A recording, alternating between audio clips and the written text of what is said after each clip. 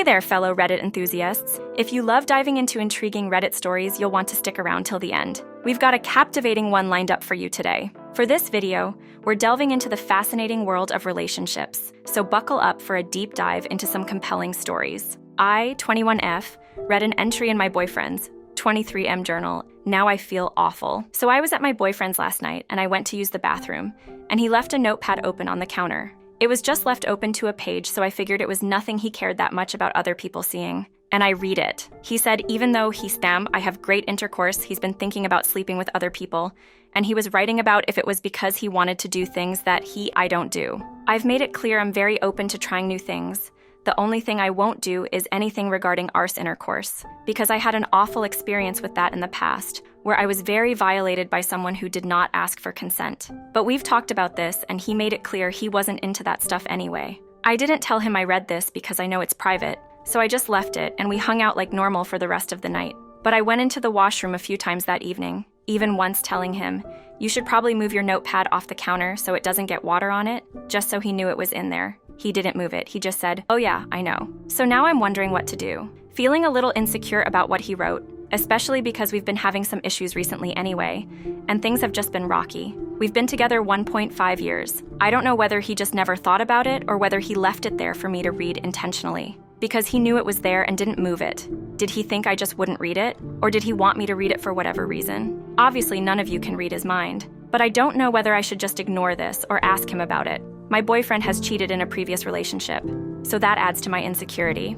But I don't want to make him not trust me or feel like his privacy was invaded either. Kinda unsure what to feel and looking for advice on whether I should just attempt to let this go or address it. Firstly, snooping around someone's personal thoughts is like playing with fire, and now you've got a little burn on your conscience. But hey, we've all been tempted by the forbidden fruit that is the unattended journal. The real question here is whether he left it as bait or just has a questionable sense of notepad placement. Now, your man's got some wandering thoughts about exploring uncharted territories, and it's got you feeling like you stumbled upon a treasure map to Insecurity Island. The rocky relationship seas aren't helping either. It's a classic case of to confront or not to confront. On one hand, you want to address it, lay your cards on the table, and see what he's really thinking. On the other hand, you don't want to be the relationship detective that makes him feel like his privacy's been invaded. It's a tightrope walk, my friend. Given his history with relationship shenanigans, the trust-o-meter is already a bit wonky. But let's not jump to conclusions.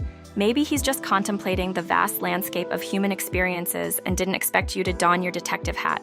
Maybe he left it there thinking you're so absorbed in your own world that you wouldn't notice. People can be surprisingly optimistic about their notepad invisibility cloaks. Now for the grand finale, the positive message you've been waiting for. Relationships are like roller coasters, and this is just a loop-de-loop. Communication is key, but so is trust. Find a way to address it without turning into Sherlock Holmes. And remember, even in the world of relationship roller coasters, sometimes the view from the top is totally worth the ride. Now, let's shift our focus to the comment section and see what our fantastic community has to say about this. Your insights always add an extra layer to the conversation. User Dearth of Kindness. Dear Diary, my girlfriend does okay in the sack, but I want to butt fuck and she doesn't want that. Maybe I should cheat?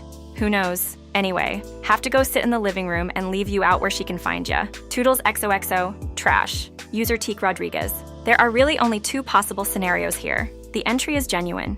He didn't intend for you to read it, and leaving it out for you to find was an accident. In this scenario, you have a boyfriend who is considering cheating on you solely because you are unwilling to agree to a specific intercourse act with him. The entry and leaving the journal out was done intentionally, so that you would read it. In this scenario, you have a boyfriend who is actively trying to manipulate you into agreeing to a specific intercourse act with him. Neither option shows him in a good light or demonstrates that he has any respect for you as a partner. Not that you should ever have to justify what you will and will not do in the bedroom, but you have made it clear to him that this is not something you would enjoy and have given your reasons. That should be more than enough. And the fact he continues to pressure you is a red flag in itself. Given the relationship is already rocky, I'd tell him he's not putting it anywhere near you ever again and he can get fucked. You can do better than him. User Normal Discounts. Seriously. I don't know why there's so much discussion in favor of the BF in the comments. He literally said he wants to cheat on OP.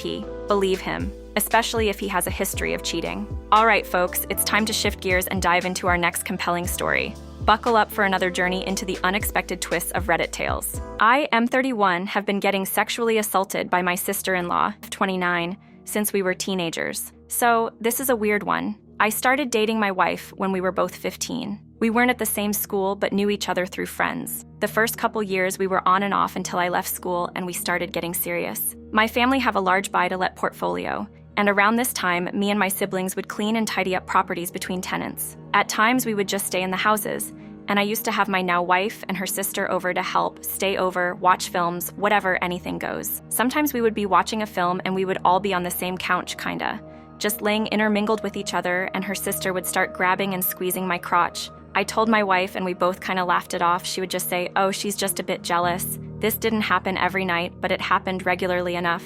It graduated from squeezing to stroking. All through my trousers, mind you, but odd nonetheless. Told the wife, same response. Wasn't bothered at all. And it became a joke between the three of us. Even years after, when she had her own boyfriends, she would do this. And my wife would make inside jokes about it while the sister's boyfriend was around. It stopped maybe 6 to 7 years ago when she got into a serious relationship, and now there's kids involved on both sides. Never thought about it since, to be honest, until it reared its ugly head this past weekend. Sis and her boyfriend over for drinks and games. The night was going smoothly, and I said I was taking the dog out the back for a bit. We've just had our garden landscaped, and the sister perks up and says, "Oh, I've not seen it since it's been done, I'll come out for a look." So I'm showing her around the garden. I built a big bin shed to store all the bins in. Never been so proud of anything in my life, so obviously I have to show her. And when we get round the corner of the house and I turn around, she grabs me and throws her hand down my pants, properly right in there, skin on skin, starts stroking me and tells me she wants to suck it. I pulled her hand out and nervously played it off and told her, "I think she's had enough tonight.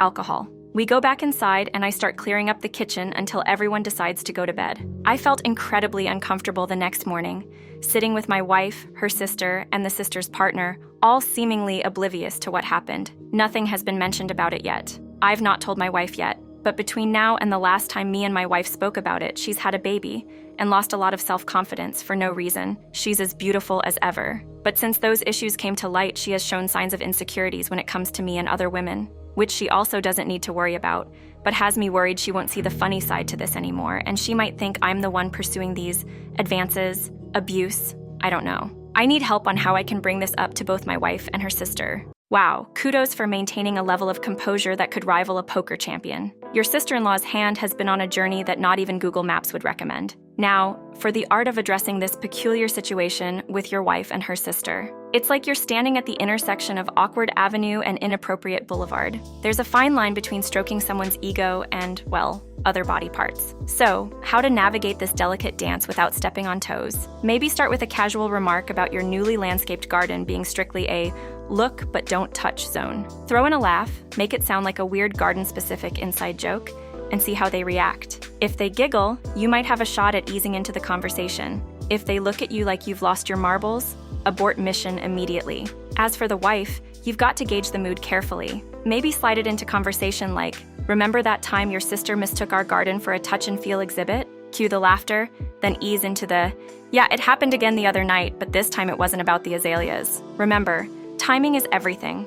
You don't want to drop this bombshell when everyone's already on edge. A well-timed joke can be the Trojan horse to sneak in some serious conversation. Stay tuned, because in the upcoming story update, we'll be incorporating more of your opinions. Your perspectives shape the narrative, so keep those comments flowing. Story update. I, M31, have been getting sexually assaulted by my sister-in-law, F29, since we were teenagers. My main worry is that this can be spun around on me and I look like the perpetrator. And there was a comment saying to get proof.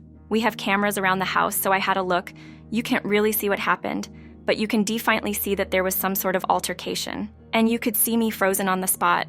I didn't think anything of watching the footage before I did, but once I watched it over, a lot of emotions hit me that I wasn't expecting. I spoke to my wife last night. I asked her why was she letting her sister touch me back in the day. She was a bit taken aback and told me she didn't really know. Told me she has felt bad about it in recent years, but it stopped. The joke stopped, and she assumed that was it and didn't want to bring it up again since I hadn't mentioned it, and everyone seemed to have moved on. She apologized profusely and told me that around that time her sister took a liking to me, which led to the sister, having fantasies about sharing me. My wife played along with the idea, and without going into details, my wife does like this type of thing, and we have explored it, but not with the sister, obviously. I told her what happened at the weekend, and she was speechless, angry, and hurt. She kept asking if I was okay, and that she was sorry for never addressing it as it was. She asked me over the past 10 years how many times has it happened, and I couldn't tell her. She also asked to see my chat history with her, and we went through it picking her texts apart. She pointed out a few things that may or may not be concerning. She asked me what I wanted to do, and said she would support me whatever way I needed it. I thought texting the sister would be a good idea to have anything she's admitting to in black and white. So we went with that. I quickly brought up the weekend and asked her if she knew what happened. She denies remembering much of the night. I gently let her know that I've already spoken to my wife about it. She broke down and started confessing all these feelings from years ago, telling me she gets weak and acts on them. She knows it's not okay and she's ashamed of herself. She asks how much I actually told my wife and assures me nothing will happen again. I tell her my wife's sitting next to me reading these texts, and I got radio silence until this morning. My wife and I spoke a little more before going to sleep, mostly her asking for exact details on the weekend and a little about the times before. She apologized for not being there for me and reassured me that she is and always will be. Her sister texted this morning to say, should just the three of us meet up and talk? I haven't responded yet. I'm glad it's out there. I'm so glad she admitted to everything. But I feel almost crippling anxiety. I feel terrible that the way my wife's talking, she doesn't want to speak to her again. And I feel terrible because I don't know what this means for the sister and her partner. They have a child and are supposed to be getting married next year. I have no idea how this will play out for them. I know it's not my fault, but I feel like I've pulled a trigger and blasted a family apart. I didn't think I would have needed therapy, but maybe that's what I need to get my head straight and not feel like it's my fault. Firstly, kudos for turning into Sherlock with those house cameras. Forget Big Brother. It's big drama in your household. Now your sister-in-law seems to have unleashed a Pandora's box of confessions. I hope she has a good therapist on speed dial. Your wife's reaction was a roller coaster in itself. From why was she touching you to oh, she had a crush. And finally, a dramatic, let's confront her. Buckle up. It's a bumpy ride. And now the sister wants a cozy little chat. I can already smell the tension from here. Will it be a family therapy session or the setting for the next Real Housewives episode? The suspense is real. As for feeling like you pulled the trigger on a family implosion, well, you're not orchestrating a Shakespearean tragedy. Life's messy, and sometimes it's a sitcom gone wrong. In the grand scheme of things, therapy might be a solid plan. Your emotional baggage is rivaling a Kardashian vacation, and a professional can help you unpack it without turning it into a reality TV show. Final update, I, M31, have been getting sexually assaulted by my sister-in-law, F29, since we were teenagers. I responded to my SIL's text asking to meet with me and my wife, told her I didn't think that was an appropriate next step, and that her partner should also be involved. Her reply was that she needed time before telling him. I stopped contact with her at this point. I got in touch with her. Sohan asked if he could swing a visit without their child and without the SIL. He thought it was some elaborate Christmas gift or something we were planning. He managed to get to ours yesterday, and we sat him down and told him it was nothing to do with Christmas. It was very serious. There's a history of this, and that my wife was there because she could back me up on everything, and that whatever happens, we both are going to be there for him. My wife then told him about what happened when we were younger, and how my SIL felt about me back then, how it continued throughout the SIL's relationships, and shamefully, we didn't act on it the way we should have. I then told him about last weekend. I expected a lot of anger, when in reality it was just lots of tears. He asked me if we had ever slept together.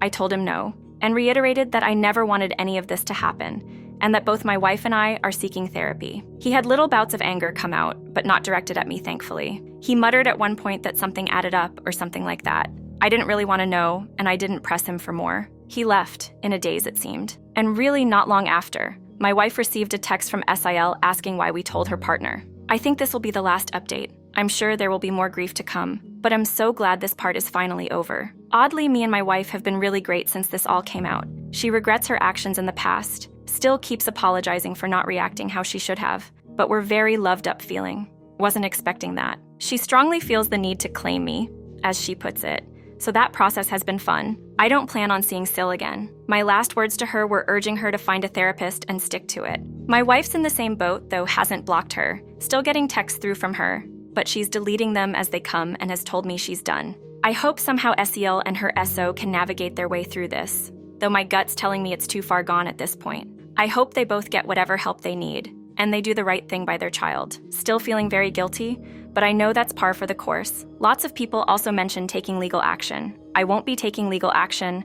It will be a long, drawn-out process, and let's be honest, if anything were to come of it, it wouldn't be substantial anyway. I'd rather put this behind me ASAP and move on than air this out legally. It's that time again. We're transitioning to the community comments. Keep those thoughts coming, and let's make this discussion even more interesting. User Match a Magpie. I hope you and your wife are able to heal. Cutting your SIL is the right move. You've been far more gracious to her than required. Focus on you. I hope therapy is able to provide you with a self-space to process these events and move on in good time. User Hoity7. Your wife sounds a bit weird, TBH, mate. She's an enabler, and now going OT on the affection and saying she needs to claim you is suggesting that she is turned on by this whole thing. Something is off about both women. I'd be out of there. User Accomplished I824. I cannot believe you are staying with your wife. She has serious mental issues to have been okay with this for so many years. There is truly no defense for allowing your sibling to sexually assault your partner for YEARS. Forget allowing. She is and was sexually aroused by her own sister, trying to get with her man. I'm glad that you're happy somehow, but I think you need to seriously reconsider your wife's actions in all of this. If you had a brother or good friend who was going through this with his wife, you would tell them to run for the hills. Ready for the next adventure? Let's jump into our next story. And don't forget to hit that like button if you're as excited as I am to explore what comes next. A friend, romantic interest, 22 of mine, 25 fire, tried to seduce a rich friend and his uncle while sloppy drunk and now says she can't remember what happened. I have two major questions, and this is a super weird situation that requires a bit of context, so please bear with me. A group of friends and I recently traveled for a few weeks throughout Southeast Asia, and I invited an online friend of mine for the trip. She mentioned she'd been trying to go to this region for a while. The few weeks before the trip, we had been texting every day, and during the first half of the trip, we got even closer while flirting and texting incessantly when not next to each other. After a late-night walk after my other friends went to bed, we said our goodnights, and I mentioned I'd love to spend more time with her alone, to which she replied, "Invite me on a date." A few days later, our travel schedule lightened up, and I asked via text if she was an active or casual date kind of a person. After leaving me on read for several hours, she messages back essentially saying, "Hey, I feel bad for doing this since I was the one who asked for a date, but I'd like to just stay friends." To which I reply, "No worries at all, happy to stay friends," and that I was still glad she came on the trip. I realized it couldn't have been easy for her to say this, especially since I was the one link between her and the rest of the group while she was far from home, and I wanted her to know that she was still welcome. Plus, I've always been an enthusiastic yes or it's a no person when it comes to dating. After we had established this, I feel like we both relaxed significantly once we cleared any tension, expectations. The next day, she invites me to a mixology place near her hotel after the group went to sleep early, and we end up bar hopping a few times. In the morning, we go to the beach before the rest of the group joins us, getting manicures. First for me, why not, right? And chatting. Fast forward 2 days, she takes an overnight bus to the next destination, while my group catches an early morning flight on 3 hours of sleep. Since this was one of the last nights in the country before heading back, I wanted to do some more exploring while my group naps and gets massages, and she joins me. We spend the day exploring the city, riding the train, shopping at stalls, and taking me on a Ferris wheel for the first time. I felt the banter and chemistry was off the charts, and she kept glazing at my lips during our conversations, which left me pretty confused after our friends' chat, especially as I still had unresolved feelings. We meet up with the group for dinner with a rich friend of ours, 26 Mallers, that lives in the city. It's worth mentioning that this guy is rich, like heir to a household brand Fortune rich, and also is romantically interested in another friend in the group, and vice versa. After dinner, he brings us to a friend's bar opening party, where we start the night off with some dancing and drinks. Next, table at a club, he is also friends with the owner, behind the DJ booth. She takes a long pour from a bottle at the table and a little while later starts getting handsy with rich friend and looking for ways to get him alone with her. He brushes her off several times and she gets handsy with me as well. After the club saga, she tries to get me to go home with the last member of the group, who was romantic with rich friend, and going back to his place for the after party alone. Rich friend tries to get me to take her back to her hostel at this point. He told me later he was a little tired of fending her off, but I misunderstood and said that I was good to keep going. When we get to his estate, she floats around and cuddles up with rich friend and his 2 mates who came with us back to his place. Then she decides to focus on rich friend and starts rubbing his arms, chest, and trying to kiss him in front of both me and the last group member. She then suggests we go swimming while making eyes at rich friend, which rich friend takes as a cue to disappear to the pool with the last group member. Shortly after they leave, rich friend's 84-year-old grand uncle shows up to the building we were in to say hi. It's 4 a.m. at this point. After she hears that this was rich friend's uncle, she starts rubbing his inner thigh and hanging off of him. Rich friend's 2 mates and I are chatting outside as uncle tries to shake her off while she follows him around, talking about his will. By now, the vibes were very off, and the uncle asked me in another language that uncle, 2 mates and I share, to please escort the gold-digging witch off of his property. She tries everything to stay, including saying she needs to make sure Uncle gets back to his hotel. Two mates tell her pretty harshly to knock it off and that Uncle doesn't need to go anywhere since he owns the place, and she tries to shush them, which they take poorly. Rich friend gets back in his swimsuit with last group member at this point, and pretty quickly picks up what has gone on. Two mates also fill him in their native language. We leave after I apologize profusely, but Rich friend says no hard feelings, gifting me a nice bottle of liquor to take back to my home country. After sleeping for an hour or so, Group and I catch the first flight on our trip home. After the first leg of the journey, she messaged me on WhatsApp saying, "Yo, you alive?" As if nothing happened. I opened the message but didn't know what to say, so I just passed out on the next flight after filling in the group on what happened. When we land, new message, "How's the travel going?" I ignore this one since the hurt was still pretty fresh and I didn't want to say anything I'd regret. A few hours later, we missed the connecting flight and had to stay overnight in the airport. She noticed we all blocked her and sent an apology message on another platform, basically saying she doesn't remember what happened, but since we all blocked her, it must have been pretty awful, and that she'd like the opportunity to take responsibility and apologize. I have two questions. First, was she just leading me on for fun after the friend conversation? And if so, why? She said a couple things that made me think she just enjoys having power over men. An ex drove 8 hours every weekend to see me, or bragging about another ex wanting to get back together. So maybe that is just it. Plus, she mentioned she takes meds for depression, and I think she may suffer from some good old low self-esteem. She also picked up on the fact that I make a decent living for myself, and mentioned wanting to visit my city. Not sure if she came back to dig my gold after striking out with Rich friend and Uncle, who are several orders of magnitude above me in terms of wealth. Second, is it possible that she really just had too much alcohol and doesn't remember what happened? I've always kept a very close eye on how much I drink, but I've heard various accounts about how people do out-of-character things when blacked out. I personally thought that alcohol couldn't change morals or core beliefs, but I could be wrong. She was super wasted, though, very glazed eyes, and trying to scan into her hostel with her wallet, then a local money note. Depending on the consensus on behavior while drunk, I'm not sure if her apology is worth talking about or even responding to. And lastly, I'd really appreciate some blunt advice. This whole thing still has my brain and heart reeling. Dumb, I know. And the constant sleep deprivation hasn't really helped my decision-making. First things first, let's address the romantic interest, or shall we say, the chaos conductor, leading you on, trying to make moves on Rich friend and Uncle Moneybags, and then the grand finale, claiming alcohol-induced amnesia. Quite the performance, isn't it? It's like she auditioned for the lead role in a sitcom called Romantic Roulette.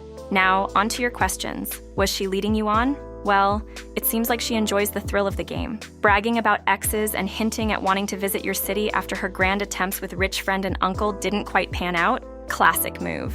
It's like she's playing a game of Monopoly with emotions. As for the alcohol-induced memory loss, the classic I don't remember a thing defense. It's like the go-to card for those who want to avoid accountability. Is it possible? Sure. Is it convenient? Absolutely.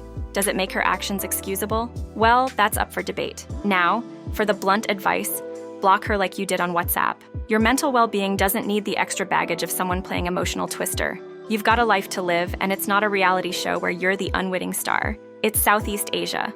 There are temples to explore, street food to try, and a whole lot more interesting things than deciphering the motives of a romantic interest turned drama queen. Before we dive into the next story, let's take a moment to check out what you, our incredible audience, are saying in the comments. Your opinions truly matter. User Adesme. The blunt advice is to not stay in contact with her anymore. She embarrassed both herself and you, since you were the one to invite her. I understand that you have feelings for her, but she's clearly not interested in you, and she appears to have a lot of issues she needs to work on. You could write up a message, but I'd also say that would be fine to just ghost her. Since you asked specifically about the effects of alcohol, you might do things you wouldn't have done sober when intoxicated, but it doesn't turn you into a different person entirely. Out of curiosity, does inviting her mean paying for her trip or just letting her join the group? OP Rice Patty Farmer 69 replies, "Thank you for your thoughts and understanding of alcohol, haha. She paid for the trip herself.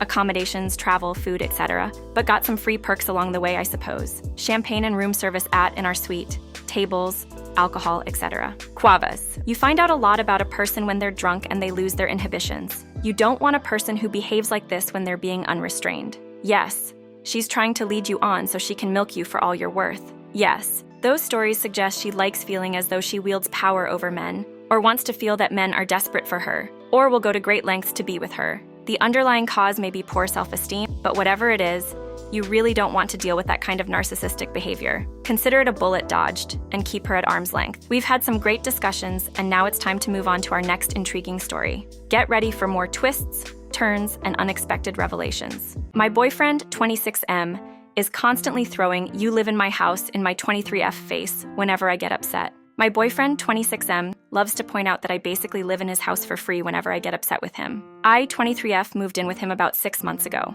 Context on how I contribute. I pay for water bill, all groceries, going out to dinner, all household subscriptions, clean the home, do his laundry, cook every night, and my parents and I have furnished the home. His father has purchased this home for him in cash, so he does not have a mortgage. I try to make things fair and have offered him rent, but he refuses. Now to why I'm upset. Earlier today, I was looking for my blue bucket. It's a Yeti bucket, and I needed to defrost a turkey. I asked for him to get it, and he said that he put a bunch of fish poop and algae in it from his fish tanks and never asked to borrow it. It had the tag on it still and was never used. So I was quite upset because he has his own. Also, we both have the same $300 backpack, except I have a more stylish color.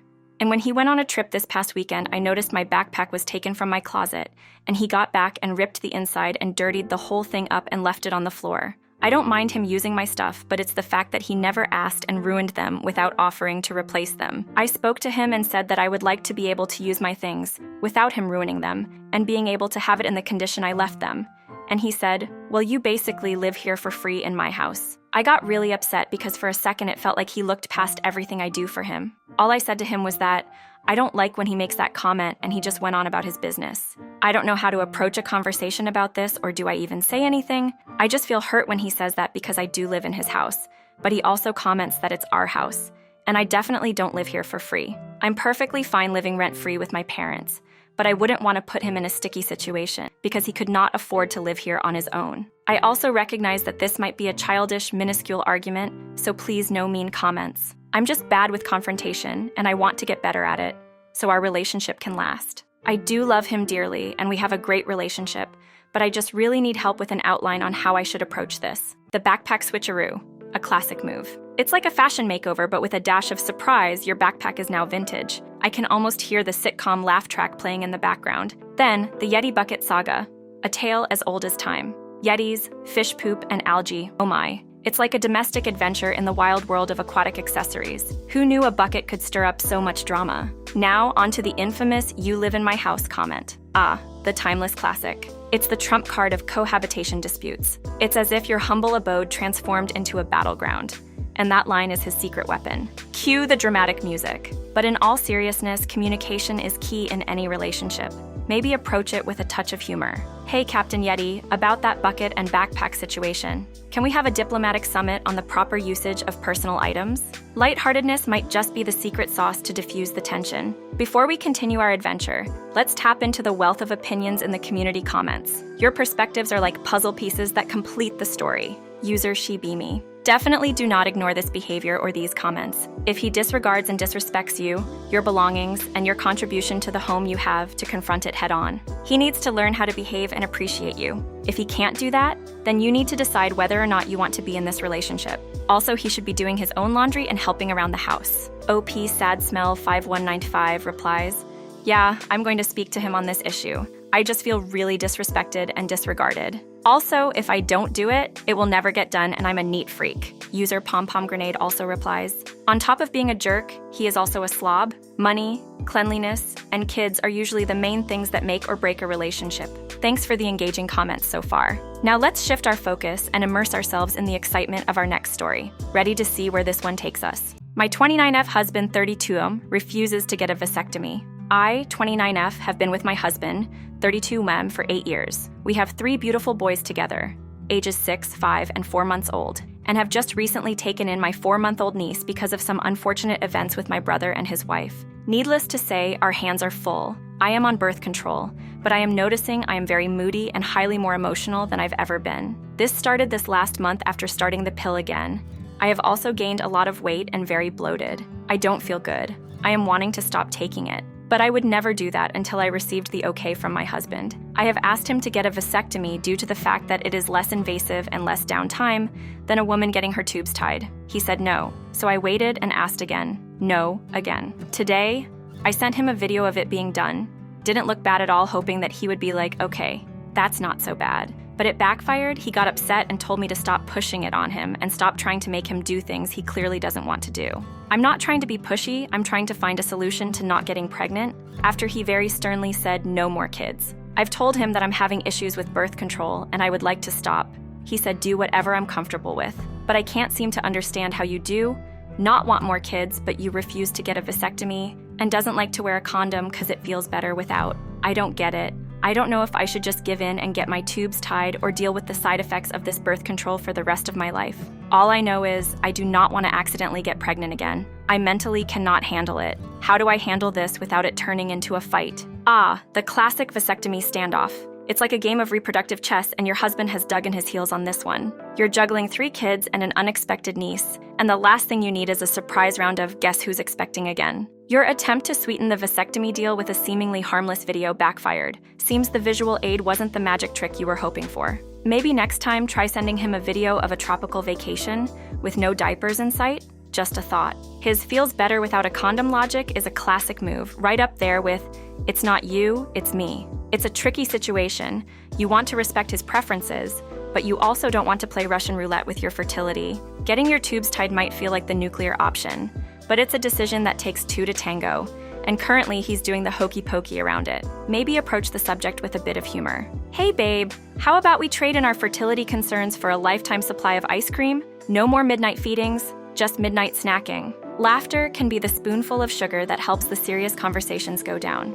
In the end, it's a delicate dance of compromise and understanding. Just remember, a vasectomy might sound daunting, but it's a walk in the park compared to late-night diaper changes. Here's to finding a solution that doesn't involve a diaper genie or permanent contraception. Our community is a treasure trove of insights, so let's take a moment to dive into the comments before we immerse ourselves in the next intriguing story. User B-Day Queen, there's no way this won't be a fight. His body, his choice. But you also get a choice. No condom or vasectomy, no intercourse. User Season Positive 67571 replies, there is an extremely easy way to avoid a fight. She needs to stop taking birth control and decline intercourse and don't initiate.